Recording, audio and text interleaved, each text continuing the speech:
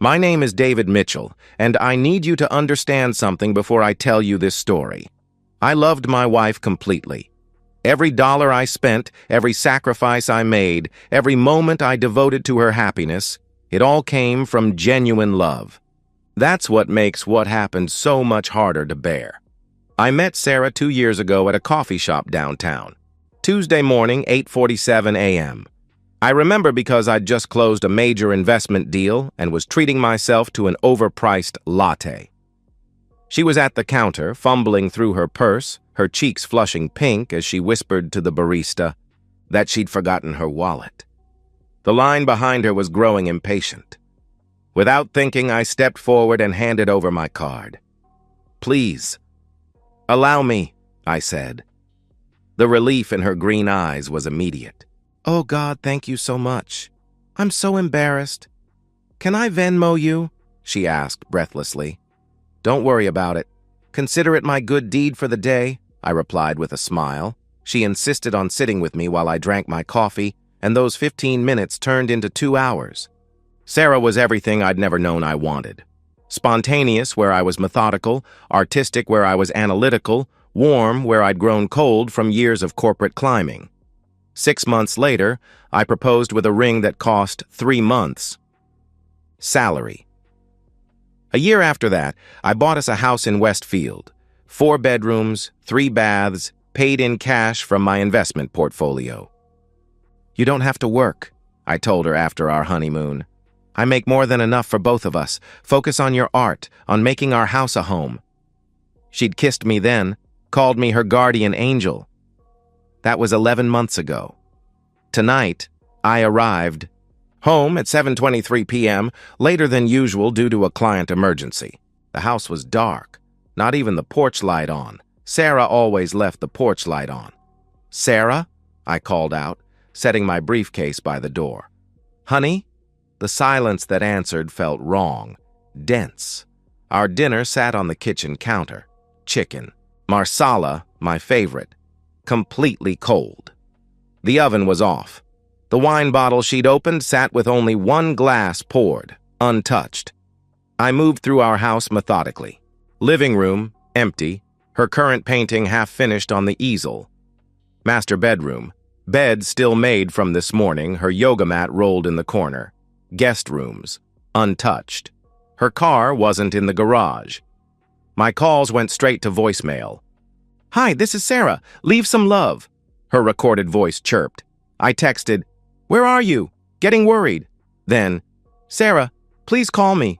Then, "I'm really concerned now. Just let me know you're okay." I called her mother in Ohio. "No, David, we haven't heard from her since Sunday.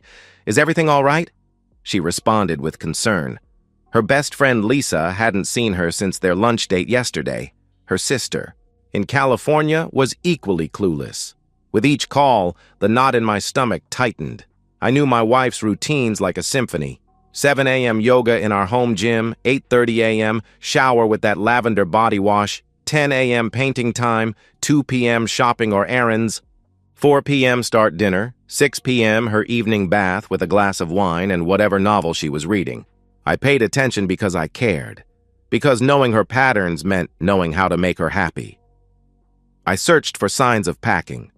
Her clothes hung perfectly organized, by color, just how she liked them. Her jewelry box sat on the vanity, everything in place.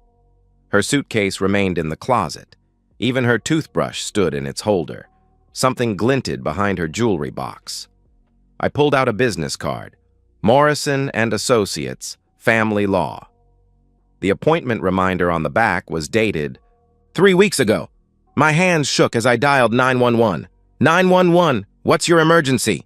The dispatcher answered. My wife is missing. She's never done this before. Something's wrong, I said urgently. How long has she been missing, sir? She asked. I looked at the cold dinner, the untouched wine, the business card in my trembling hand. I don't know, but something is very, very wrong, I replied. Detectives Rivera and Jonathan arrived within 2 hours. Rivera was older, graying at the temples with tired eyes that had seen too much.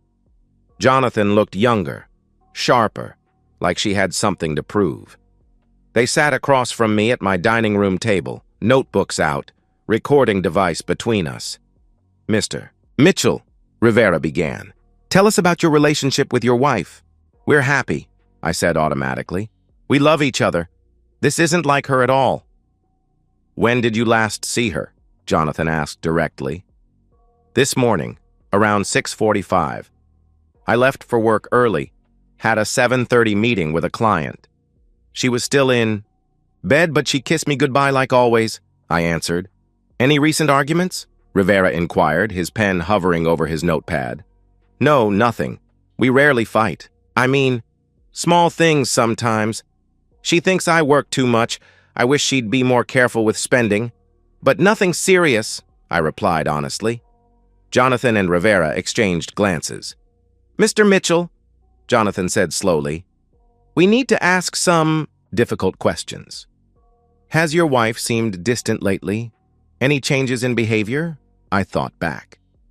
"She's been maybe a little distracted. She started asking questions about our finances a few weeks ago. Wanted to understand our investments, our assets. I thought it was good she was taking an interest," I explained. "Has she ever mentioned someone named Stephen Grant?" Rivera asked, pointedly. The name meant nothing to me. "No. Who is that?" I responded with confusion. Rivera slid a photograph across the table. It was from a security camera, grainy but clear enough. Sarah, my Sarah, kissing a man outside a restaurant I'd never taken her to. The timestamp showed 2 weeks ago, 1:30 p.m., when she told me she was shopping for new curtains. That can't be. The words died in my throat. "Phone records show your wife has been in regular contact with Mr. Webb for approximately 4 months, Jonathan stated matter-of-factly, producing a printed log. Daily calls often lasting over an hour, text messages numbering in the thousands. Each word felt like a physical blow. Rivera pulled out his tablet, swiping through screenshots. "These are from Mr. Webb's social media posted over the last 3 months, he explained. Sarah at a concert, her hand in his. Sarah laughing at some winery I'd never heard of. Sarah in a hotel room, wearing lingerie I'd never seen, the photo, carefully cropped but the implication clear. "I think I'm going to be sick," I managed to say. "There's more," Jonathan said, not unkindly. "We've spoken to some of your wife's friends. We have copies of text messages she sent them." She began reading. From her phone. "David's too dumb to notice anything. I could disappear for days and he'd just think I was at yoga." She continued. "My walking wallet comes home tonight. Time to play loving wife again." Then another. "Stephen makes me feel alive. David just makes me feel funded." My vision blurred. This couldn't be Sarah. Not my Sarah who cried at romantic comedies, who left me love notes in my briefcase, "This one's from last week," Rivera interjected. Reading from his notes. "If I divorce him, I get the house and half of everything. He was too trusting to protect himself. No prenup, the idiot." "We've confirmed she met with a divorce attorney," Jonathan added. "Morrison and Associates. She was calculating her settlement value. With the house, your business assets, investment accounts, and retirement funds, she stood to receive approximately $400,000. Her friend Lisa reported that Sarah said she was waiting for the right moment to leave," Rivera continued. "She and Mr. Webb were apparently planning to start fresh together with your money." I stared at the business card I'd found, understanding flooding through me like ice water. "You think I found out? You think I did something to her?" I said quietly. "Did?" "You?" Jonathan asked directly. "No! I had no idea about any of this until right now. I loved my wife. I thought she loved me," I protested. "Mr. Mitchell," Rivera leaned forward. "Neighbors reported hearing raised voices from your home the night before Sarah disappeared. Can you explain that?" The night before? That's impossible.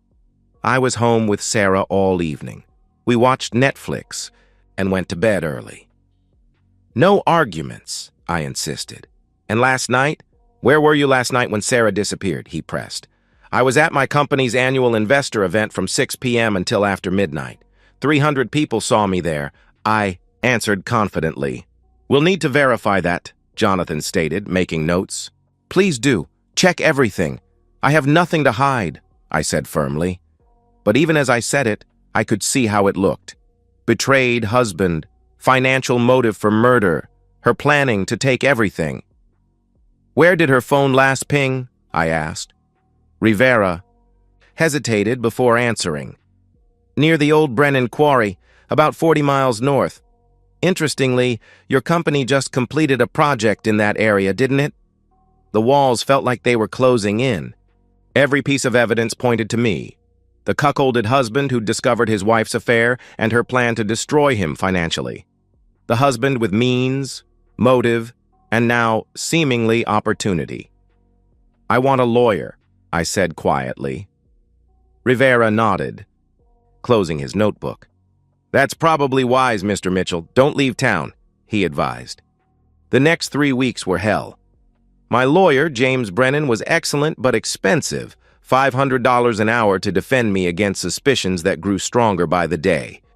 The investigation had intensified, and Detective Rivera seemed particularly convinced of my guilt.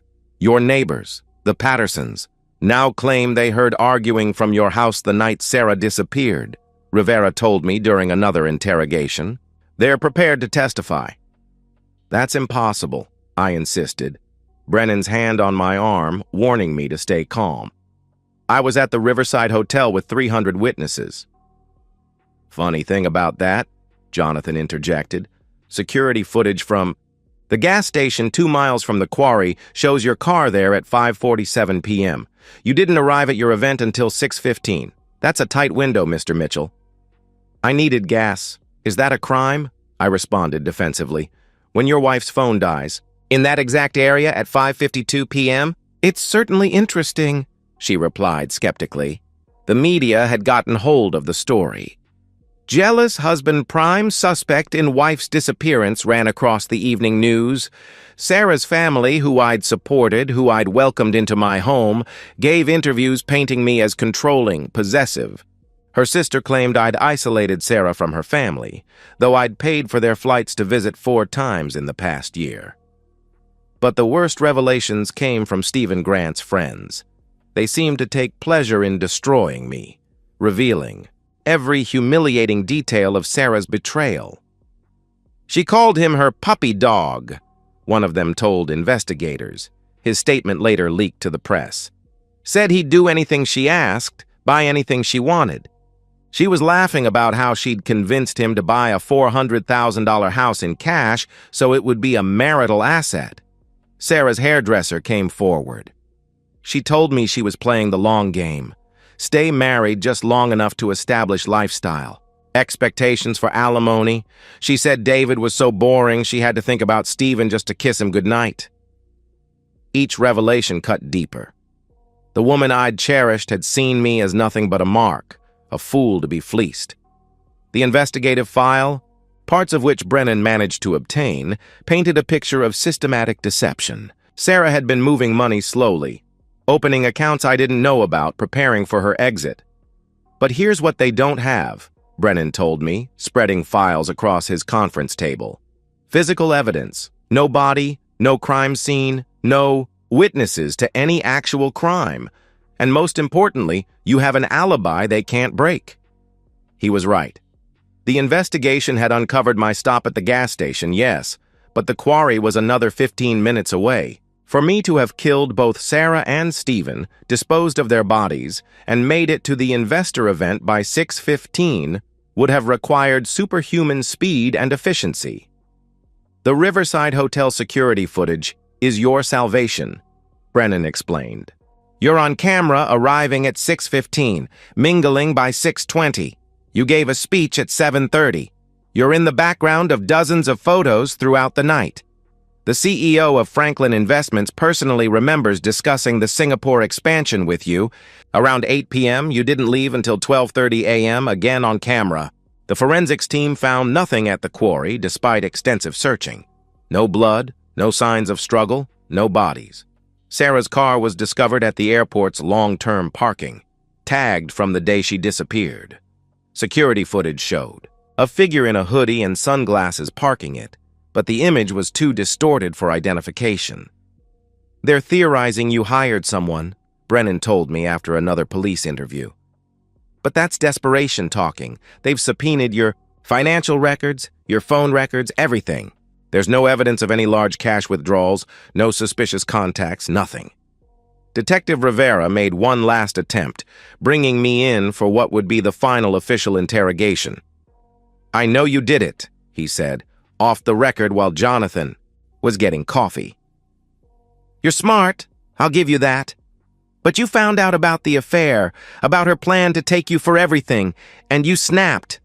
It's understandable. Any man would be angry." "I didn't know," I said quietly. "Not until you told me." "Your web history shows otherwise. You searched for Stephen Grant 3 weeks before Sarah disappeared," he countered. My lawyer interjected immediately. "That search was performed from an ICS IP address at a public library. Anyone could have done that search, and, conveniently, it frames my client. Without proof it was him at that terminal, it's meaningless," Brennan stated firmly. Rivera's jaw clenched. He knew Brennan was right. After 12 weeks of investigation, the case went cold. Without bodies, without physical evidence, without any crack in my alibi, they had nothing but suspicion and circumstantial evidence. The district attorney declined to prosecute. "You're a free man," Brennan told me, shaking my hand. "But I'd recommend keeping a low profile. The court of public opinion has already convicted you." He was right. Neighbors crossed the street when they saw me coming. Sarah's family had filed a civil suit, trying to prevent me from accessing her, life insurance, or any of our joint assets. The whispers followed me everywhere. "There goes David Mitchell, the man who got away with murder." But legally, I was untouchable. As I left the police station for the last time, I caught my reflection in the glass doors. For just a moment, the mask slipped, and I saw myself as I really was. Not the grieving husband, not the betrayed fool, but something else entirely. Something much colder, something that had been there all along. 6 months. That's how long. The case has been cold. 6 months of freedom, of carefully maintained grief, of playing the victim so perfectly that even some of the doubters have started to wonder if maybe, just maybe, I really am innocent. I sit in my study now, in the house. That's entirely mine, sipping a glass of the wine Sarah never got to drink that night. It's time you knew the truth, all of it. I knew about Stephen Grant long before the police told me. I'd known for 4 months before Sarah disappeared. The first clue was a receipt in her jacket pocket, lunch for 2 at a restaurant she'd said she'd gone to with Lisa. But Lisa had posted on Instagram that same day from her office, complaining about working through lunch. After that, I paid attention differently. I installed tracking software on her phone during one of her wine-heavy evenings, cloning it to monitor her messages and location. I placed a voice-activated recorder in her car. I watched, I listened, and I learned everything. I knew about every meeting with Stephen, every lie she told me, every cruel thing she said about me to her friends. I knew about the divorce attorney, the financial planning, her timeline for leaving. She planned to wait until after my company's merger went through, another 6 months, to maximize her settlement. The hardest part wasn't discovering the affair.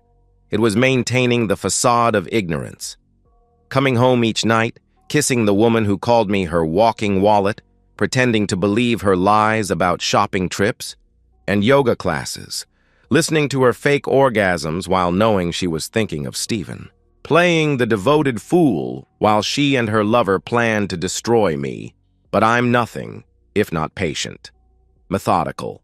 I'd built my wealth through careful planning and perfect execution. This would be no different. The corporate event wasn't originally scheduled for that night. I'd convinced the board to move it, citing venue availability.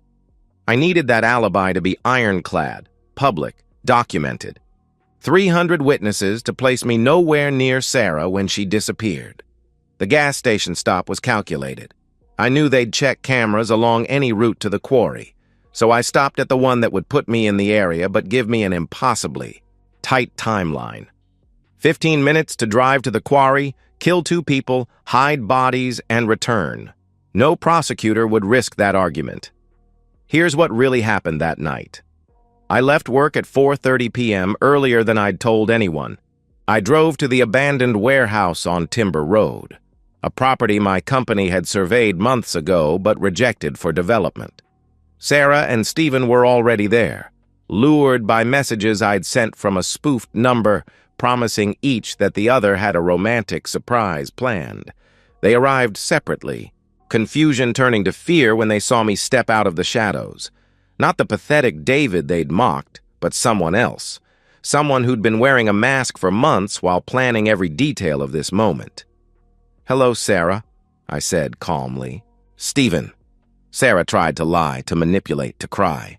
Stephen tried to run, then to fight. Neither strategy worked. I'd come prepared. Plastic sheeting, tools, a plan refined through months of preparation. I won't describe the details. Some things should remain unspoken. But I will say this. They understood in those final moments that the fool they'd mocked had never existed, that they'd been the marks all along. The bodies went into construction-grade barrels I'd filled with lye, stored weeks ago in a storage unit rented under a false name, paid in cash. The quarry was misdirection. I'd made sure to drive Sarah's phone there, turned it on just long enough to ping the tower at 5:52 p.m., then destroyed it completely. Her car went to the airport immediately after. I'd worn the hoodie and sunglasses, changed my gait, made myself unrecognizable. By 6:10 p.m., I was pulling into the Riverside Hotel, not a speck of blood on me, my car cleaned with bleach wipes I later burned. I made it to the gas station at 5:47 p.m. specifically to create that impossible timeline. How could I dispose of 2 bodies and still make a public appearance by 6:15? The speech I gave that night about investment opportunities was one of my best. I mingled, I laughed, I drank champagne while Sarah and Stephen dissolved into nothing. The storage unit was cleaned out a month later when the rental expired. The barrels had already been moved, their contents dispersed into industrial waste systems across 3 states during my grieving business trips. There's nothing left of them but memories and the money they'll never touch. The life insurance. Paid out last week, $250,000. Sarah's family's civil suit failed. Without a body, she's merely missing, not dead. In 7 years, I can have her declared legally dead and access the rest. But I'm in no hurry. I have everything I need. The investigation was almost amusing to watch. Rivera was so close yet so far. He sensed the truth but could never prove it. The neighbors who heard arguing, power of suggestion, after police asked if they'd heard anything, suddenly they remembered raised voices. The library computer search for Stephen Grant? I did make that search, wearing gloves, knowing they'd find it and it would seem like sloppy planning inconsistent with the otherwise perfect crime. Every piece of evidence they found was either planted by me or anticipated and accounted for. I'd studied forensics, procedure, precedent. I'd gamed out every scenario, every investigation path. I'd built in multiple levels of misdirection and reasonable doubt. The best part? Everyone knows I did it, but no one can prove it. I've become urban legend, cocktail party gossip, a cautionary tale told in whispers. The man who killed his cheating wife and got away with it. They're right, of course.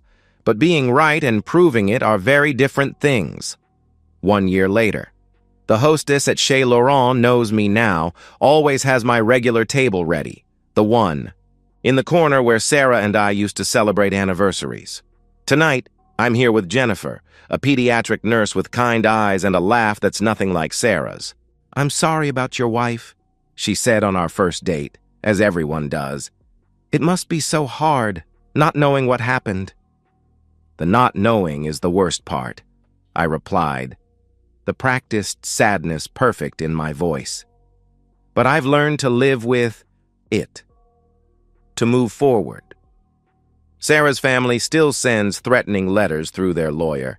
Her sister posts on social media about justice and karma. But the posts get less frequent, the anger fading to resignation. Time heals all wounds, even those of suspicion. My business has thrived. There's something about tragedy that makes people trust you. The wounded bird effect, my therapist calls it. Clients feel safe with someone who's suffered, who's survived. My assets have doubled this year alone. The insurance money was invested. Wisely, tech stocks that have soared, real estate in up-and-coming neighborhoods. Sarah would have wasted it on designer bags and spa treatments. Instead, it's working, growing, building the empire she tried to steal.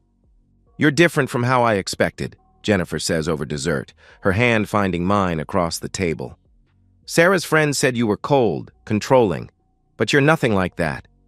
Grief changes people, I tell her. It taught me what really matters: trust, honesty, appreciation for every moment. She squeezes my hand, moved by my apparent vulnerability. She doesn't know about the prenup already drafted in my desk drawer, the background check I ran before our first date, the GPS tracker. I'll eventually suggest she keep in her purse for safety. I've learned from my mistakes. Sarah taught me that love without verification is just vulnerability. Trust without surveillance is just naivety. The next Mrs. Mitchell will be everything Sarah wasn't: faithful, grateful, and carefully monitored. The maitre d' stops by our table. Mr. Mitchell, so wonderful to see you moving forward. Your wife would want you to be happy, he comments warmly. Thank you, Philippe. I like to think she's at peace wherever she is. I respond graciously. Jennifer tears up at this, touched by my grace. She doesn't catch the slight emphasis on wherever she is, doesn't know that Sarah is everywhere and nowhere, dissolved, dispersed, disappeared. 40 miles north, the quarry has been filled in for a new development, one my company won the A bid for. In a twist of irony that would make Sarah laugh, it's going to be a luxury shopping center. After dinner, I drive Jennifer home, playing the gentleman, not pushing for more than a goodnight kiss. I've learned patience. In 6 months, she'll move in. In a year, we'll be married. This time, everything will be properly documented, legally protected, carefully controlled. As I drive home alone, I pass the coffee shop where I met Sarah. They've changed the name, but I still remember standing at that counter watching her fumble for her wallet. Even then, I'd known she was performing. Her cards were in her pocket, but she'd seen my Rolex, my suit, the Mercedes keys in my hand. She'd played the damsel, and I'd played the hero, both of us acting out roles in a script we thought we were writing. The difference is, I was the better actor, and I knew how the story would end. Back home, I pour myself a scotch and stand in my study, looking at our wedding photo still displayed on the shelf. I keep it there for appearances, the grieving widower who can't let go. Visitors find it touching. Sarah smiles from the frame, radiant in white lace and lies. You were right about one thing, I tell her picture. I was too trusting, too dumb. But I learned, Sarah. I learned from the best. Tomorrow, I have therapy at 10. Dr. Morrison is helping me process my grief. At 2, lunch with Sarah's mother, who's finally starting to accept that her daughter simply ran off with her lover, abandoning everyone. At 4, another date with Jennifer. Life goes on. It always does for the survivors. And I'm nothing if not a survivor. And so, we've reached the end of today's story. Was it what you expected, or did it take a twist you didn't see coming?